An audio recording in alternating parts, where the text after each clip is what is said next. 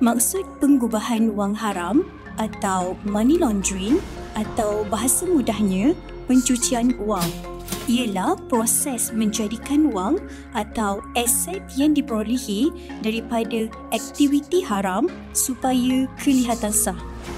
Ia merupakan proses mencuci wang kotor bagi menyembunyikan sumber asal wang berkenaan. Pengubahan wang haram atau pencucian wang dilakukan melalui transaksi kewangan yang kelihatan sah, sementara hasil pendapatan haram dibelanjakan atau digunakan untuk tujuan sah atau haram bagi meningkatkan lagi hasil pendapatan. Selain itu, terdapat juga aktiviti pengubahan wang haram diderma kepada pertubuhan amal atau dijadikan sebagai bayaran untuk perkhidmatan atau pembelian yang sah atau bagi tujuan pembiayaan politik. Suruhanjaya Pencegahan Rasuah Malaysia (SPRM) diberi kuasa menguatkuasakan pemulihan aset yang dicuri melalui Akta Pencegahan Pengubahan Wang Haram, Pencegahan Pembiayaan Keganasan dan hasil daripada aktiviti haram 2001 atau lebih dikenali juga sebagai AMLA.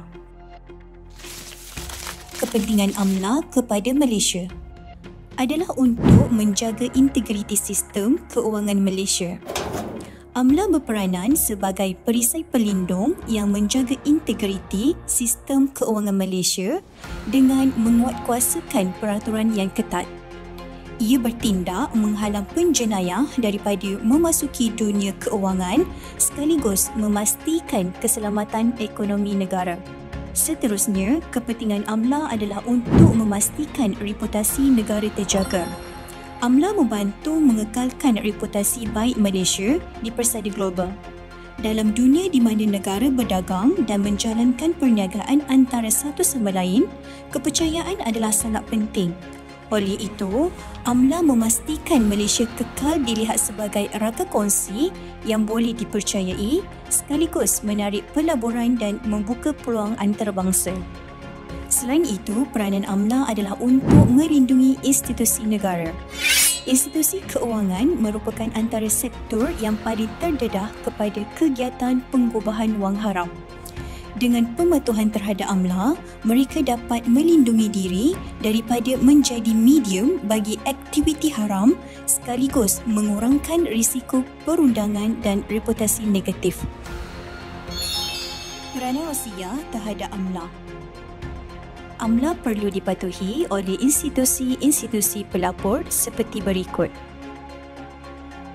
pembinkan, peguam, akaunten, syarikat amanah, setiausaha syarikat, peniaga logam berharga atau batu berharga seperti tukang emas, pemilik kedai emas dan sebagainya, kasino berlesen, ejen harta tanah berdaftar, institusi perjudian berlesen, pemberi pinjam, penfakturan dan perniagaan pemajakan.